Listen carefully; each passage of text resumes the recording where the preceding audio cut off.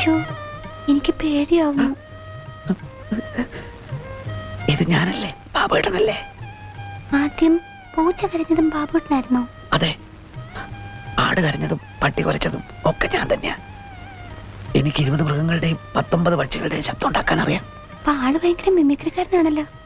Mimicry ഇഷ്ടാണോ? പിന്നെ ഭയങ്കര ഇഷ്ടാ. എന്റെ ഭാഗ്യം. എങ്കിൽ ദിവസത്തിൽ 24 മണിക്കൂറും ഞാൻ കുട്ടിയുടെ മുമ്പിൽ മിമിക്രി കാണിക്കും. അതിരിക്കട്ടെ, ഇതെന്താ എന്നോട് അടുക്കള ഭാഗത്ത് വരാൻ പറഞ്ഞത്? ഞാൻ ഇന്നും അടുക്കളയിലല്ലേ കിടക്കാറ്. ഓ, അതെനിക്കറിയില്ലായിരുന്നു. ഞാൻ പോലും അറിയാതെ എന്നെ ഇങ്ങനെ ഒരാൾ സ്നേഹിക്കുന്നുണ്ടെന്ന കാര്യം എനിക്കും അറിയില്ലായിരുന്നു. ആദ്യം ഒരു കത്തയച്ചിരുന്നു. അത് മേൽവിലാസം തെറ്റി. അത് ഒരു കണക്കിന് നന്നായി. സത്യം പറ, എന്നെ ഇഷ്ടമാണ്. എന്തൊരു ചോദ്യം അത്.